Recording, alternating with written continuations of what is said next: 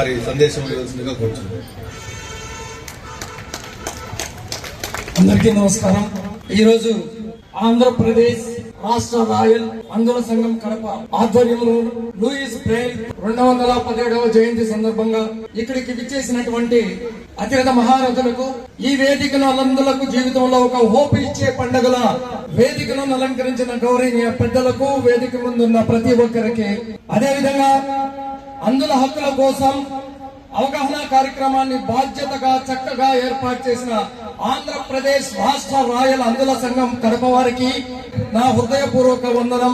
ముఖ్యంగా ఇక్కడికి వచ్చినంత వరకు లూయిస్ బ్రెయిల్ గురించి కొన్ని విషయాలు చెప్పదలుచుకున్నాను, అందుకే చూసి మీకు చెప్పదలుచుకుంటున్నాను. అంత గొప్ప మహానుభావుని గురించి చెప్పడం మనం సరిపోం కాబట్టి కొన్ని మెయిన్ విషయాలు కొంతమందికి తెలియాలి.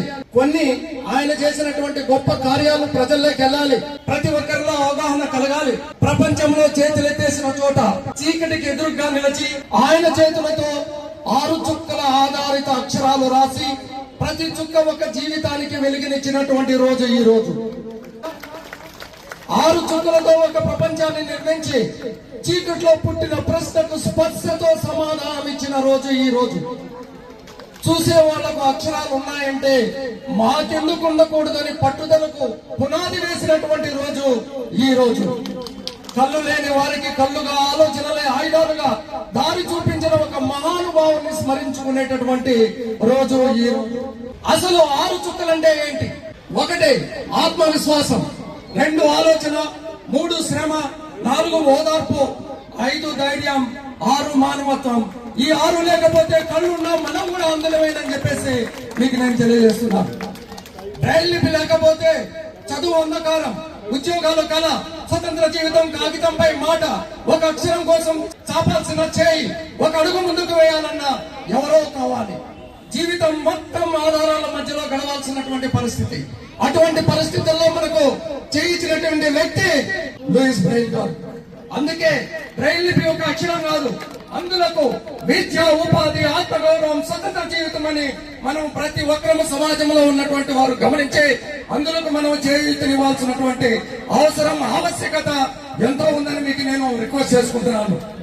6 చుక్కల ఆధారాలతో, ఆయుధాలతో అజ్ఞానానికి ఎదురుగా నిలిచి చీకటిలో దీపం వెలిగించి సహనంతో సమాజాన్ని మార్చిన మౌనం బలహీనుడు గొంతుకు భాష అయ్యాడు.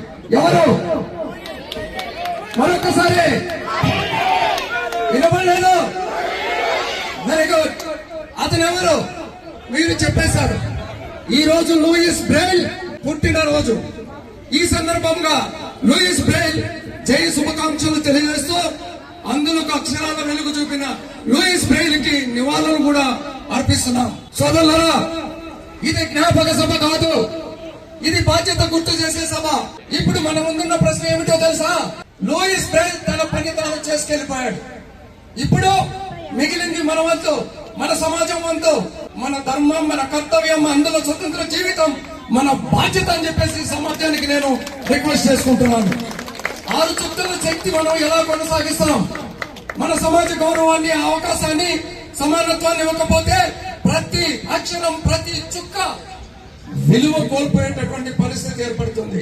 కాబట్టి ప్రతి ఒక్క 6 చుక్కల్లో ప్రతి ఒక్కరూ ముందుకు వచ్చి దానిని అమలు చేసే బాధ్యత తీసుకోవాల్సిందిగా కోరుతున్నాను.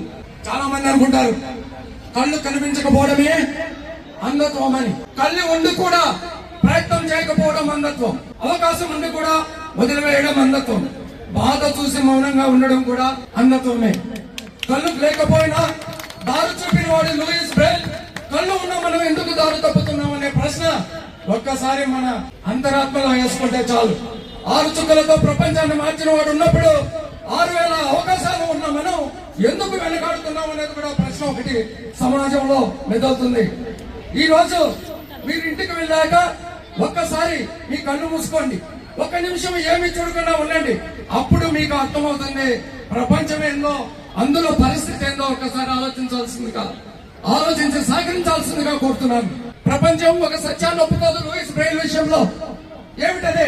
లూయిస్ బ్రెయిల్ బ్రతికుండగా తిరస్కరించబడ్డాడు. చనిపోయాక ప్రపంచం అంతా అతని ముందు వంగింది. దేనికి? సమాజం ఎందుకు వంగింది? ప్రతి ఒక్కరు చెప్పాలి. అప్పుడే చైతన్యం వచ్చినట్లు లెక్క. ప్రతిభను బ్రతికుండగానే గుర్తించాలి అని. అతను బ్రతుకున్నప్పుడు గుర్తించలేదు, చనిపోయిన తర్వాత మనం పూలదండ వేసి పండుగ చేసుకుంటున్నాం. నేనేమంటున్నానంటే ప్రతిభను బ్రతికుండగానే గుర్తించాలి, హక్కులతో నిలబెట్టే ప్రయత్నం చేయాలి. భరోసా మాత్రమే కాకుండా భవిష్యత్తు ఇచ్చే ప్రయత్నం చేయాలి. కళ్ళకు చూపు లేకపోయినా కళ్ళకు కాపలాగా నిలవాలి.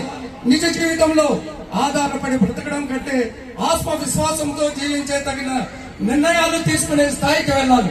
ఈ రోజు మనం మాట్లాడుతున్నది ధైర్యం గురించి కాదు, ఆత్మవిశ్వాసం గురించి, అసాధ్యాన్ని సాధ్యం చేసిన సంకల్పం గురించి. ఎక్కడ మౌనం, ఎక్కడ శబ్దం, ఎక్కడ భావోద్వేగం, అదే అందులో వరల్డ్ కప్ విజయం. మీకు తెలుసుంటది ఈ మధ్య వరల్డ్ కప్ విషయం తెలుసా? ఎవరు గెలిచారు? మరొకసారి ఎవరు వాళ్ళల్లో? ఎవరు? Very good. కళ్ళకు చూపు లేకపోయినా, కళ్ళకు బంతి కనబడకపోయినా, మైదానంలో చీకటి ఉన్న మన అంధ క్రీడాకారులు చూపించిన దృష్టి, నమ్మకం ప్రపంచానికి విసిరిన సవాలేమిటి? World cup. అందులో వరల్డ్ కప్ విజయం సమాజానికి ఇచ్చిన సందేశం ఏంటి? మనకు చెబుతున్నది ఏమిటి? అందులో మన బాధ్యత ఏమిటి? మాకు అవకాశాలు ఇవ్వండి, అండగా నిలవండి, మేమేమిటో నిరూపిస్తామంది ఎవరు చెప్పారు? అవకాశం ఇవ్వమని ఎవరు చెప్పారు? మన ఘన విజయాన్ని సాధించిన మన అంద వరల్డ్ కప్ విజేతలందరికీ Andhra Pradesh non resident Telugu society doctor Ravikumar Vemuru గారి ఆధ్వర్యంలో నడుస్తున్న సంస్థ తరఫున కూడా మీకందరికీ ప్రత్యేక ధన్యవాదాలు చెప్పమని ముఖ్యమంత్రి సలహాదారు డాక్టర్ రవికుమార్ వేమూరు గారు కూడా మా దగ్గర నుంచి మీకు సందేశం పంపించారని, మీరు ప్రతి ఒక్కరూ సందేశాన్ని పాటించి థ్యాంక్ యూ. ఈ అవకాశం ఇచ్చిన ప్రతి ఒక్కరికి ధన్యవాదాలు తెలుపుకుంటున్నాను. Thank you sir.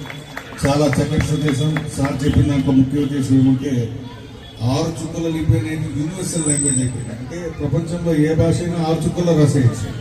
అంత గొప్ప లిపి. వాటి వల్ల చాలా మంది జీవితాలు కానీ కుటుంబాలు కూడా బాగుపడి చదువు నేర్చుకోవడం వల్ల వాళ్ళ యొక్క సమాన అవకాశాలు కల్పించాలని చెప్పి ప్రత్యేకంగా సార్ చెప్పడం కూడా చాలా